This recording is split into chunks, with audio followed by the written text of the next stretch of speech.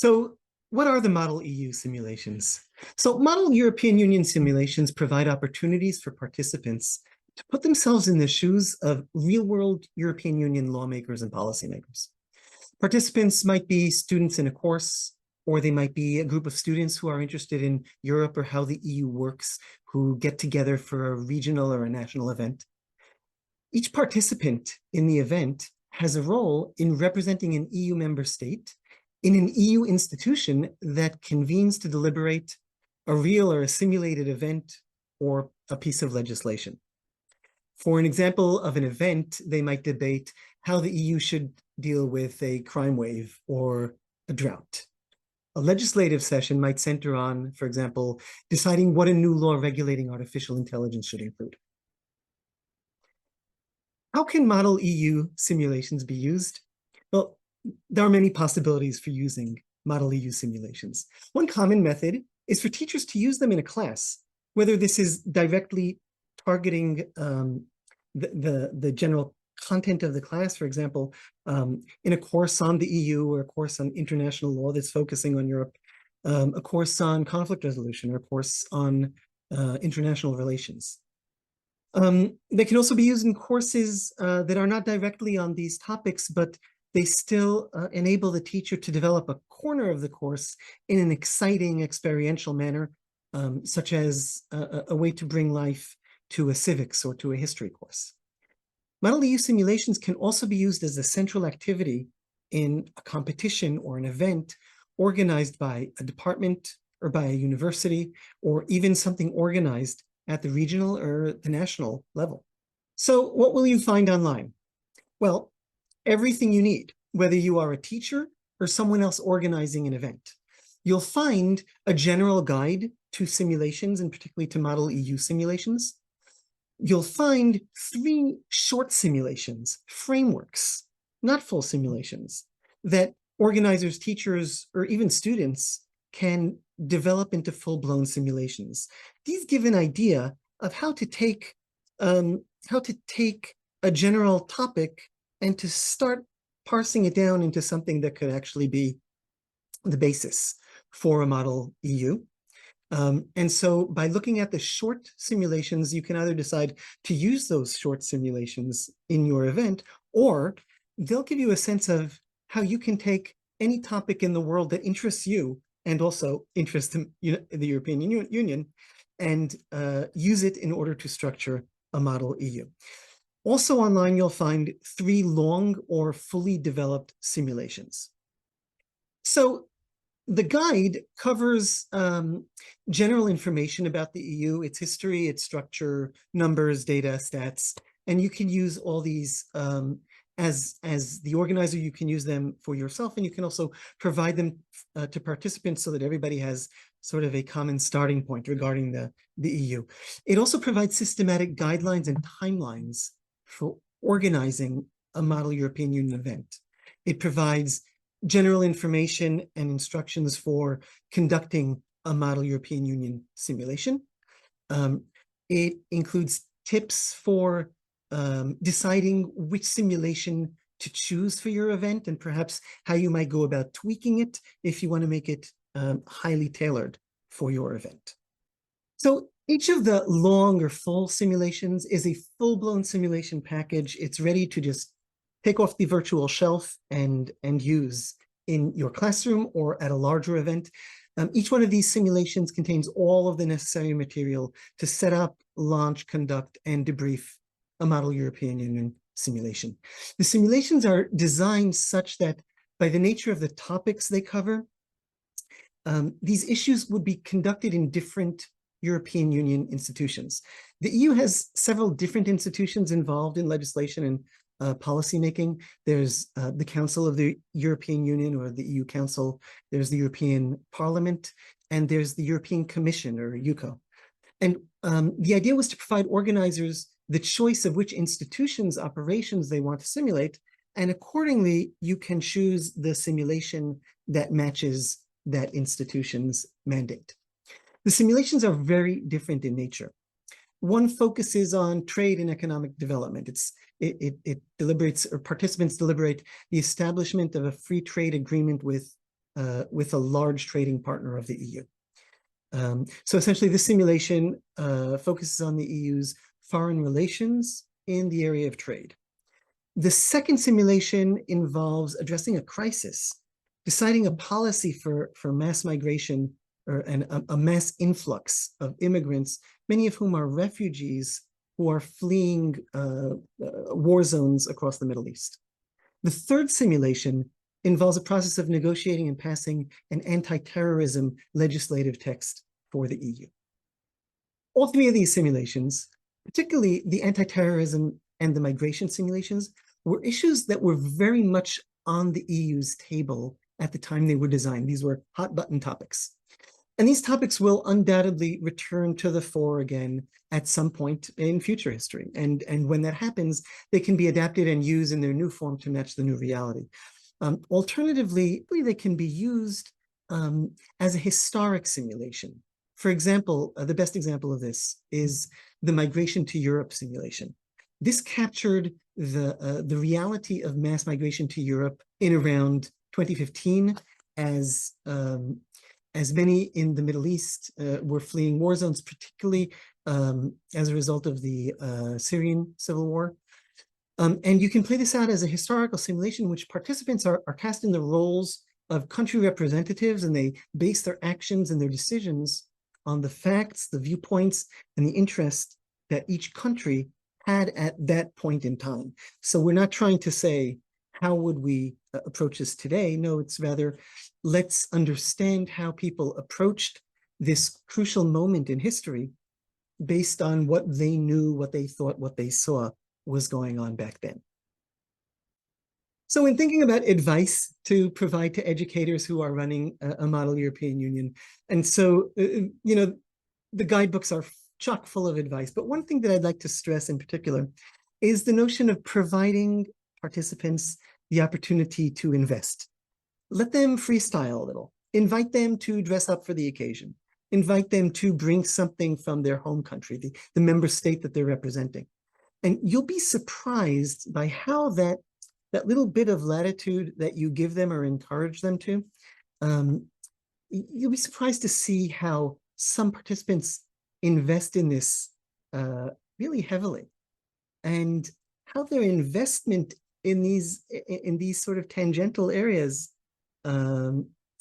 it not only directly translates to these participants' overall dedicated engagement throughout the simulation itself, it also adds to the group's overall motivation, to the sense of reality and motivation that permeates the simulation, and it gives students the motivation to engage in it seriously. The toolkit we have prepared includes a number of different modules and can be used by both experienced and beginner facilitators. You may find information about the European Union and its institutions, guidelines on how to integrate Model EU simulations into your curriculum, and extended instructions on how to become an organizer of Model EU events at different levels. At the heart of the toolkit are the simulation scenarios. More specifically, the toolkit includes 3 long scenarios and 3 shorter ones. The main difference is the amount of information that is made available to the participants. Our advice to facilitators is to use the long scenarios when they deal with participants who have limited or no experience with Model EU or related activities, and save the short simulations for more advanced or experienced groups. Apart from the main simulation scenarios, we have also included 3 shorter simulations. The short simulations are intended for more qualified and experienced students who are expected to do their own research and collect relevant and useful information. These simulations are designed to challenge students to think critically and creatively about the complex issues facing the European Union today. By participating in these simulations, students will develop their research and analytical skills, as well as their ability to work collaboratively as part of a team. They will also learn how to negotiate, compromise, and make decisions in the dynamic and ever-changing environment. The short simulations are a great way for students to deepen their understanding of the European Union and its role in the world. The topics tackled in the 3 short simulations are climate change and security implications, EU digital policy and AI, and EU-USA Trade and Technology Council. These simulations are based on real-world scenarios, and the information included was in part taken from existing legal documents produced by the European Commission and provide students with a hands-on experience on decision-making. In its simulations, students will take on a role of a member state of the EU and work together to solve complex problems. They will need to research the issue, analyze the data, and come up with a solution that is both effective and feasible. By participating in these simulations, students will gain a deeper understanding of the EU and its role in the world, as well as develop their research and analytical skills. They will also learn how to work collaboratively as part of a team and how to make decisions in a dynamic and ever-changing environment. The short simulations are structured similarly. Educators using these simulations will find background information about the topic at hand, as well as basic information about the suggested group types for the simulation. Following this, there's a section titled Scenario. Please note that this is the only part that the facilitator or educator are expected to share with the participants. Finally, all three short simulations include tips for the educator and links designed to help the facilitator better understand the topics. The only thing left to do is to assign the role of member states to the participants. Good luck to everyone who's considered using the three short simulations. The simulation guidebook contains several chapters. One deals about integrating model European Union simulations in the curriculum and or in the coursework. A second one deals with integrating model European Union specifically in the classroom and how to include it in a regular classroom session. A third chapter deals with how to organize a large-scale Model European Union event, like a conference, a 1, 2, 3 days conference that could be either at your university, institution, or in the city, regional, or as a national or international conference. A fourth chapter deals with how to prepare the students to participate in a Model European Union and to teach them about the issues that will be discussed, but where they can also find information about their country's positions and interests. The long simulations have roles included for each of the members of the European Union. In addition, we recommend participants to conduct research because those positions and interests are just a guidance. The short simulations do not have these roles included, but rather just the issue that will be discussed.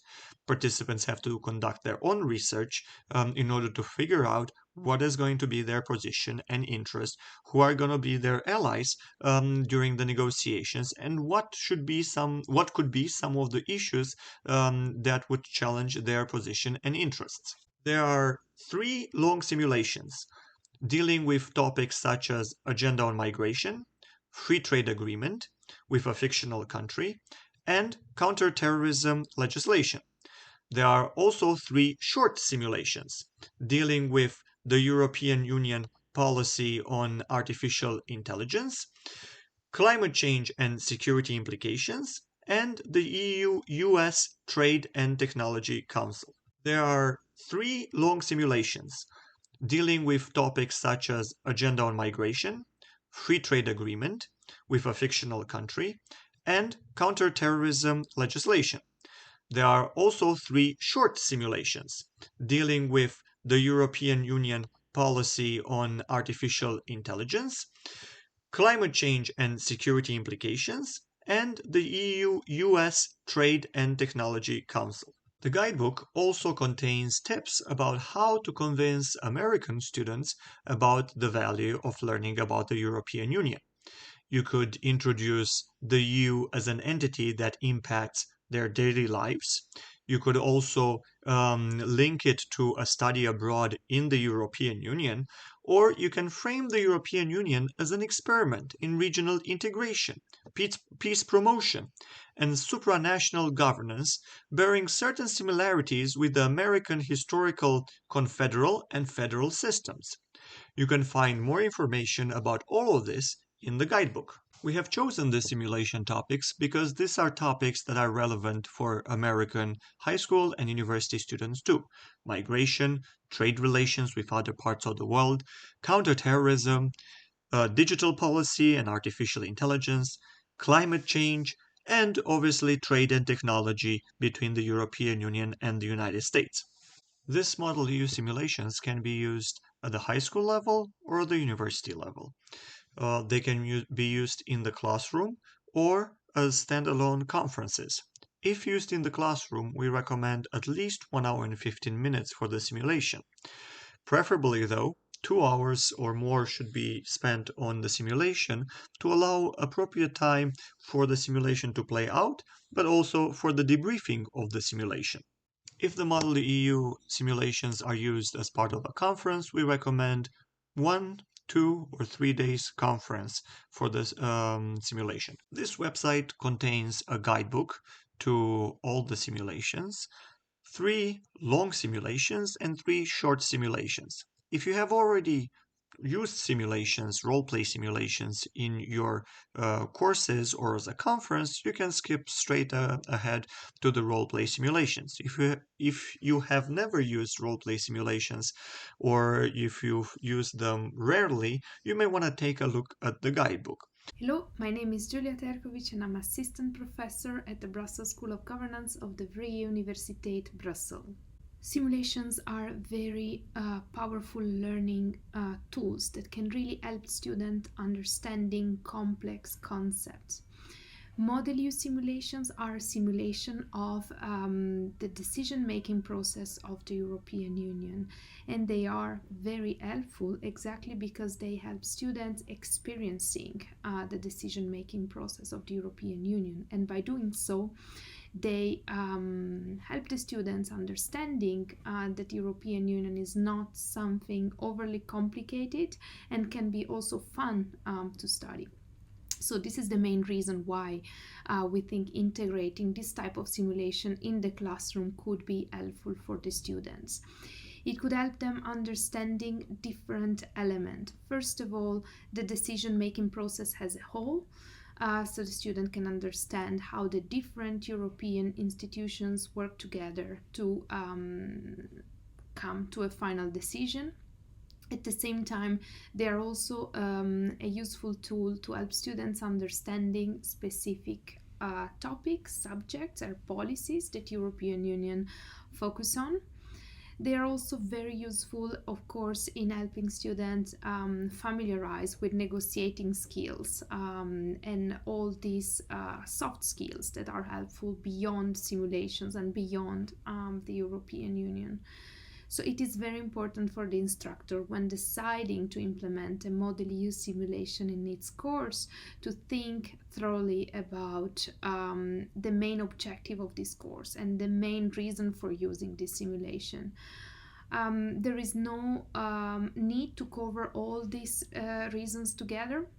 But for example, the instructor could think about familiarizing students initially with the European Union, and so implementing a more simple simulation could help students familiarize with the institutions and the decision-making process as well.